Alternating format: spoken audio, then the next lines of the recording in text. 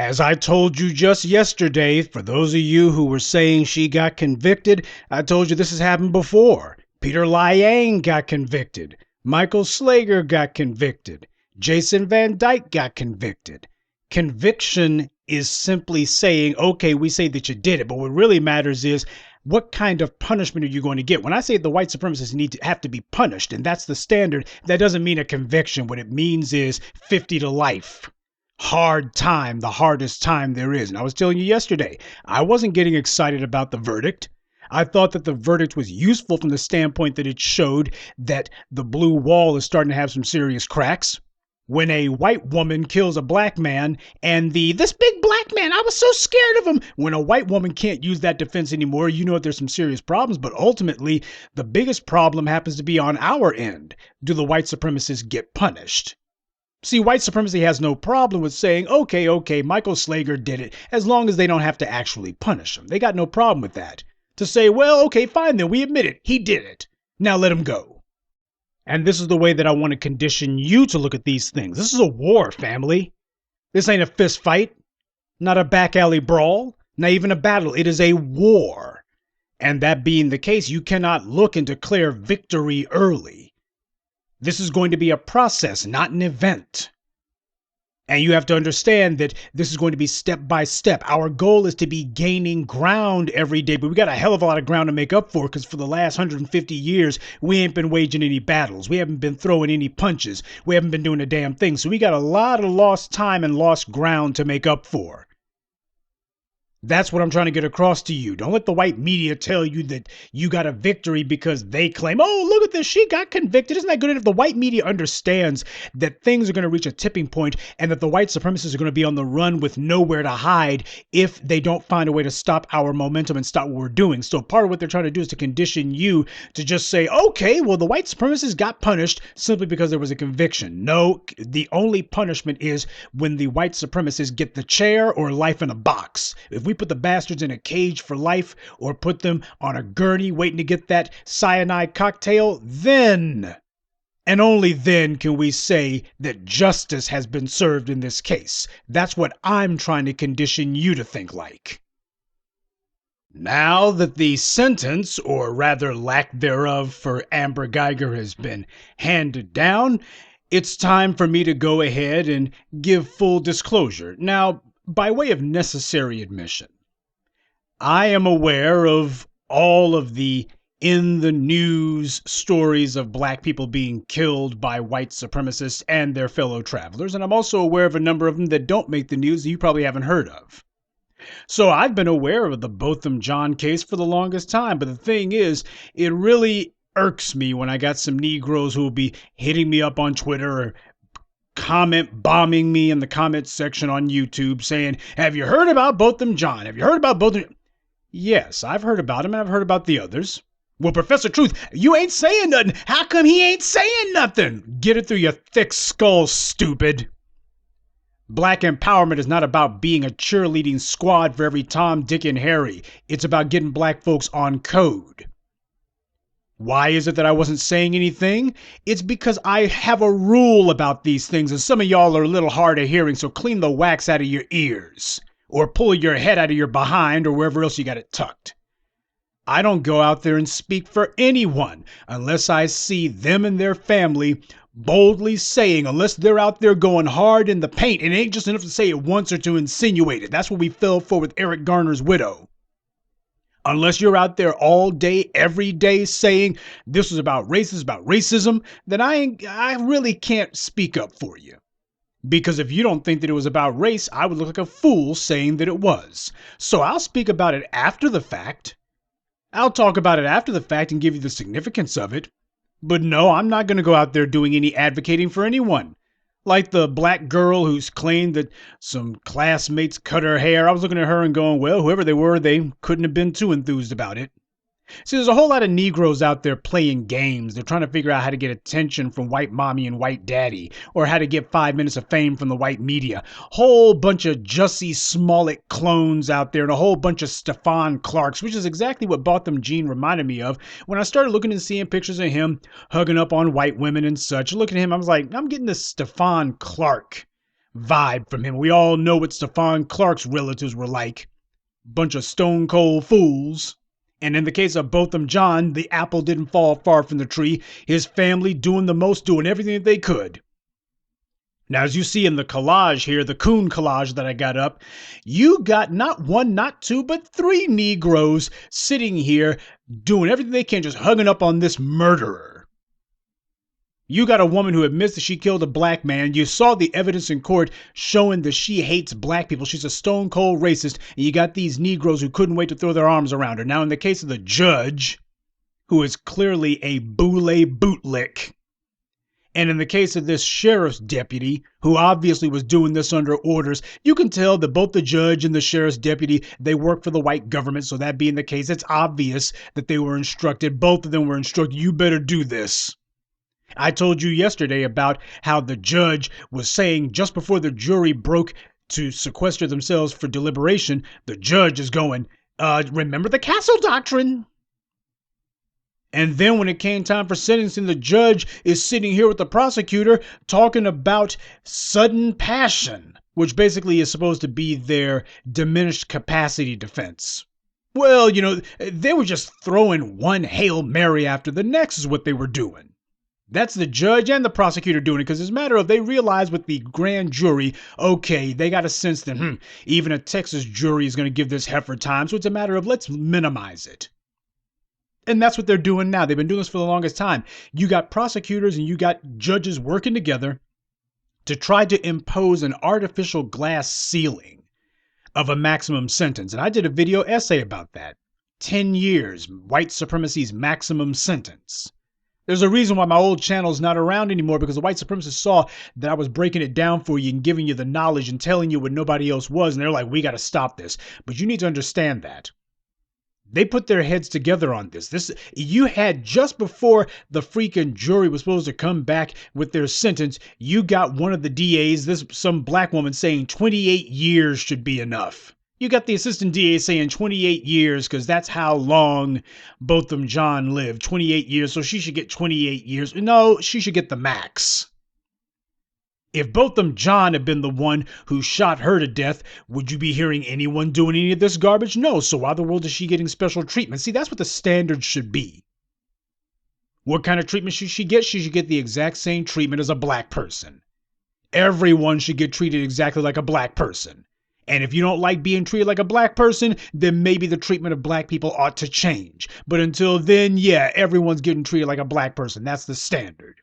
But no, I was not getting out there advocating for Botham Jean. No, I was not getting out there saying anything regarding the Amber Guyger trial till it was over. And it's a matter of there's going to be a rule in place. Every Negro out there knows about the black media. You had the case of Alexandra What's-Her-Name out in Florida. Shortly after the George Zimmerman trial, the DA, that stupid Angela Corey woman, she was claiming that she had to prosecute Alexandra Gray or whatever the hell her name was. And her husband found Jason Black online. And it's like, Rico Gray, I think his name was. Jason asked him, why did you come to me in particular? Why are you speaking to me? And the guy said, you're the only person that I saw online who was telling my side of the story. See, the problem isn't that they don't know about it. Negroes are out there playing games with what's happening. And with the family of Botham Jean, you could tell they were playing some really stupid games and they won some stupid prizes. Look at who their attorney is, Sleaze Merritt. See, for me, as soon as I see you palling around with Sleaze Merritt, who just this time last year was talking that dumb stuff about R. Kelly saying that, well, there's a rape culture among black men. You got a supposedly black man running around reinforcing the rape culture lie from white supremacy. Sleaze Merritt, and this is who the family of Botham Jean goes to? Yeah, that's what's going on here, family. And no, I'm taking the hard line about it. I'm deadly serious about this. You got killed by a white supremacist, so what? You ain't the first, you won't be the last. What I want to know is whether or not you and your family on code. It is nowhere near good enough, not good enough by a damn sight, if all you do is say, well, we think this was racial, and then that's all you do. No, I'm afraid you're going to have to be beating that drum 24/7. You got to be taking the lead on this. See, the only folks who Professor Truth is going to be out there going hard in the paint for are black folks who are already showing our loved one was killed. We're taking this one to the mat. We're making sure everyone knows this was about race. This is about race. There will be no satisfactory verdict except for a death penalty or life in prison, one or the other. If you're not out there doing that, then don't expect me to do that for you. You want to know why? Because you take a look at this picture. This is the result of black folks getting out there and having a Pavlovian response, just an automatic response. Oh, some black person was killed. We know the white supremacists did it because of race, and we're going to get out there because, look, there's advocacy you can do. You can point out that this was racial, that Amber Guyger is clearly a white supremacist. You can point out the clear white supremacy of the police. You can do that. But when it comes time to, well, what about this Botham Jean case? Don't expect me to be getting out there saying, oh, we need justice for John. No. What we need is punishment for the white supremacist. But these Negroes expecting me to get out there and champion their cause? No, there is a reason why I do what I do and why I don't do other things. There's a reason why, and I'm going to keep saying it till you get it through your head. There's a reason why you hear me say certain names and certain other names you never hear me say. There's a reason why you hear me speak about certain topics and certain issues and individuals, and why there are other topics, issues, and individuals that you never hear me speak about. That's deliberate. If Negroes want the black media to become some sort of advocacy for them, they're going to have to show that they're on the team, and that means you reach out to us first. These Negroes know all about Jason Black. They know all about Tariq. They know all about Professor Truth. They know about the new voices of black media. But the problem is they're playing games. And the game that they're playing is, well, I'm going to try to see if I can get the bag without offending anyone. Because, ooh, those new voices of black media, I like what they say, but they can go ahead and put their thumb on the scales. And yeah, they can prompt people and encourage people to take our side. But I'm not going to be seen in public with them. And I'm not going to be advocating like they do. I'm going, the love of Jesus. Yes, sir, the love of Jesus. They're playing games. You got black folks out here playing games with people who are not playing with them. It disgusts me what I saw.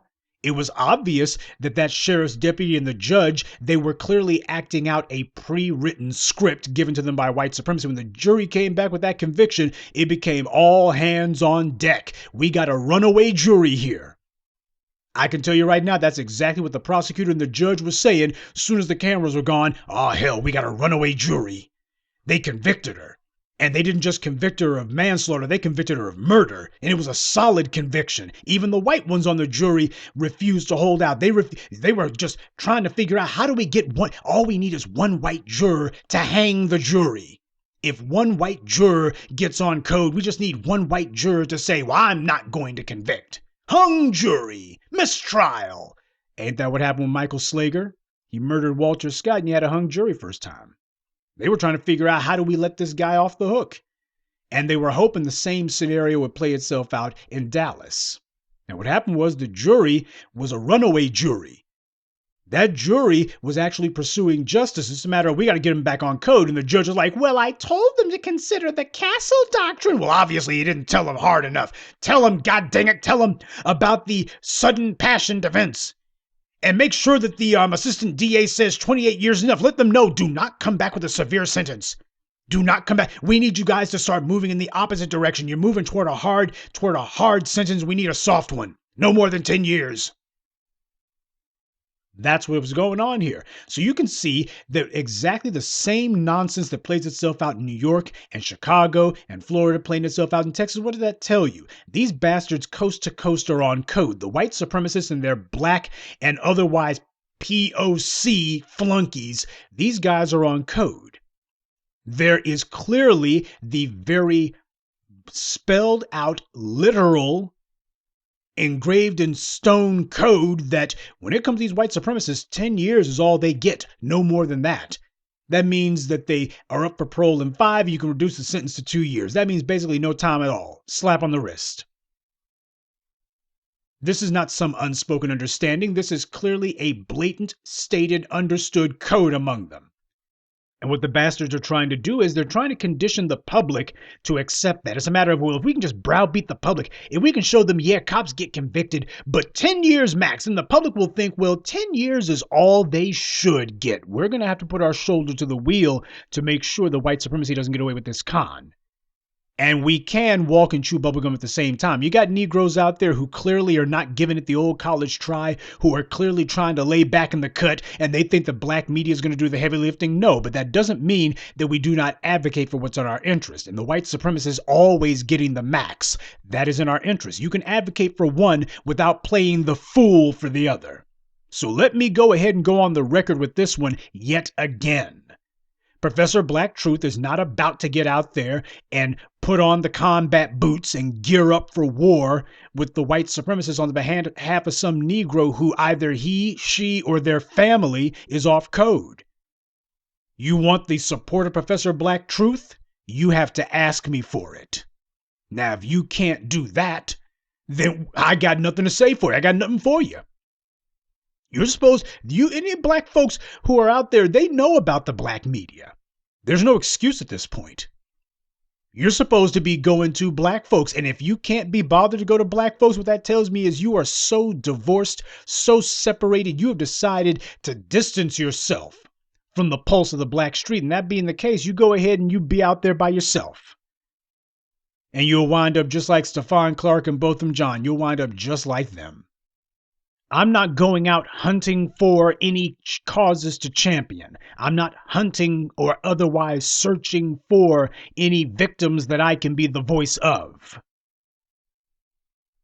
Don't expect me to be putting on the boots and girding up for war with the white media and the white supremacists. You're the one who's going to have to come to me and make the case for why I should trust that we're not going to have another Stephon Clark or a Botham Jean or an Eric Garner's widow on our hands, or even the family of a Guyger. How the hell are you going to let the bastard who murdered your son in your home and you sitting here crying tears with him and hugging? Forget all that. Either we're going to be serious about fighting white supremacy or we're not. Over here in the B1 Brigade, we're serious about it. We're circling the wagons. This is what it looks like when you take a hard-nosed approach to your power. And the first power is always personal safety. That's the rule, family. That's why you don't see Professor Black Truth out there putting on the cape for anyone. You got to come to me and you got to make the case for why it is that I should be speaking up for you with that. And also, even if Professor Black Truth never says a word on your behalf, even if the black media doesn't, if you're not out there banging that drum hard as hell to the point that people's eardrums are splitting, then what that tells me is you ain't serious about this. And if you're not serious about fighting white supremacy, I got nothing for you. We are not supposed to be the ones with the nonstop 24/7 campaign of this killing was white supremacy and the white supremacist who did it needs to get the chair. We're not the ones who are supposed to be leading the charge on that. The family of the deceased is supposed to be doing that. Because that sends the message to everyone that when black people are harmed, the standard is the killer gets the chair. Forgiveness, hell. Let God forgive them. That's God's job, not mine. My job is justice. Because the white media is reveling in how this plays to their narrative of, oh, how wonderful. The brother of Botham Jean asked the judge if he could hug the murderer, and the judge hugged her too, and a bailiff, stroking her hair. See, the black community, they understand that whenever a white person kills a black person, it's not really a crime. The black people, see, you got black folks, they understand that nothing wrong happened here, and you can tell this is as obvious as the nose on your face. As clear as day, this is obviously staged. The judge did what she was told to do. That sheriff's deputy did what she was told to do. And Botham Jean's family, no doubt under instructions from Sleaze Merritt, I would imagine. And there's another guy, Sleaze Merritt, who he can't decide if he's firmly in the pocket or perhaps got his head up the rear ends of the Fraternal Order of Police, or if he wants to talk half the time like he's got some sense. He can't decide which. So since he can't decide, I'll decide for him. Sleaze Merritt is a dyed-in-the-wool piece of crap sellout coon. And I said it.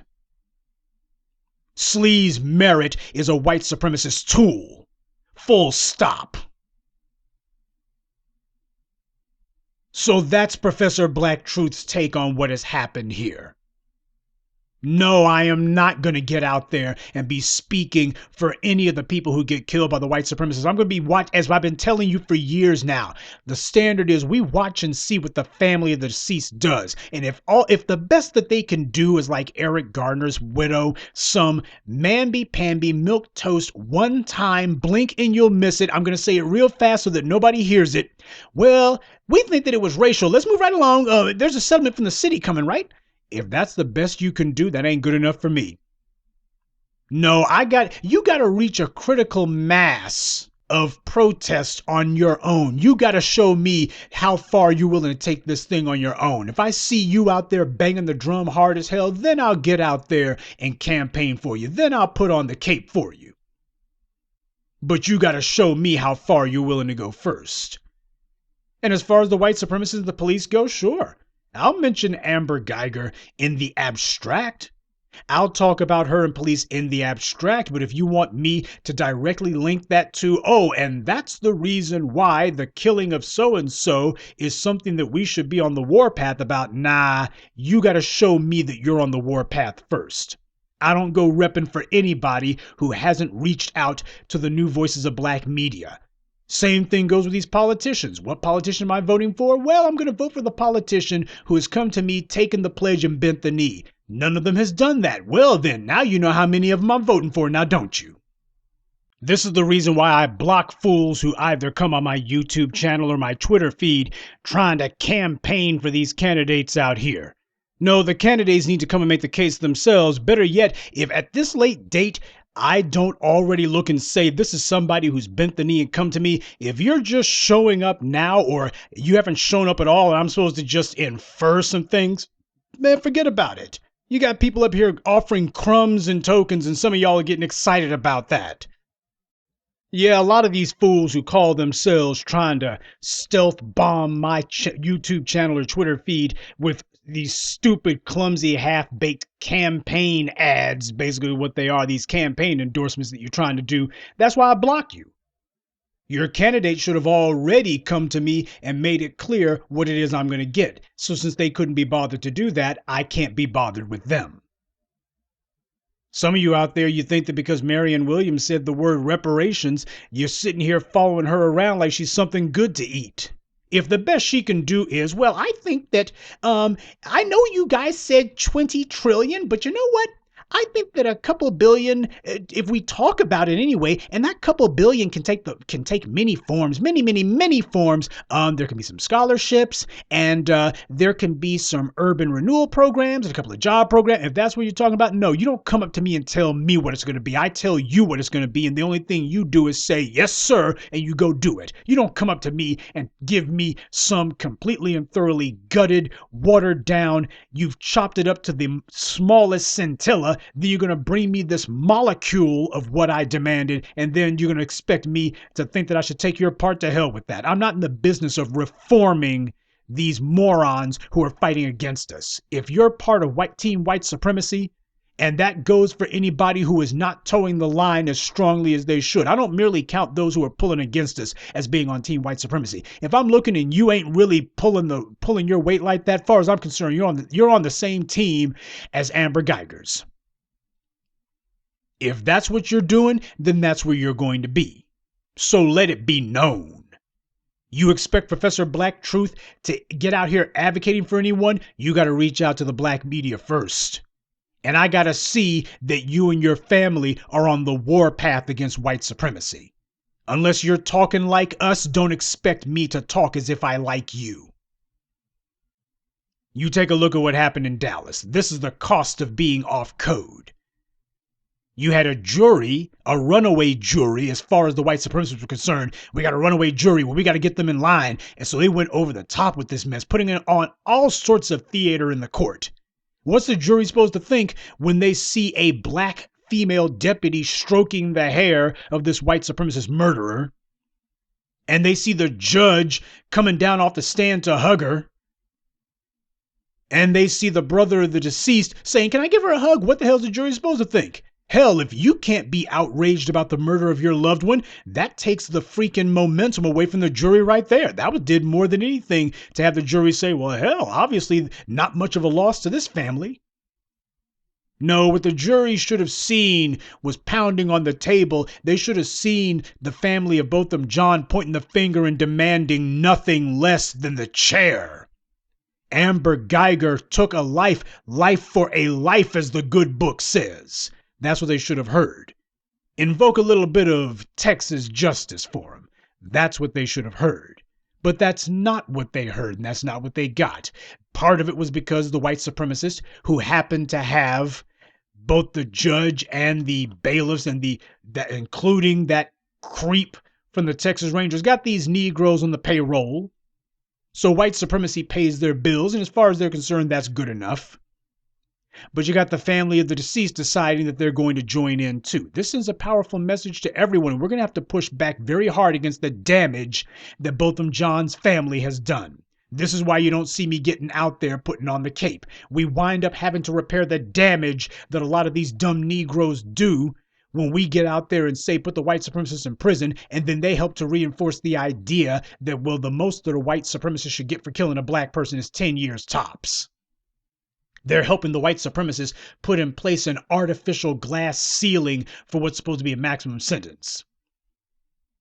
There ain't a damn one of you in the sound of my voice who could have gone anywhere, shot any white person, and then think that you're going to have a white bailiff stroking your head and going, now, don't worry. We're going to get you off the hook, little Negro. Don't worry. This white jury might have said that they want you to go to prison, but don't worry. We're going to take care of you.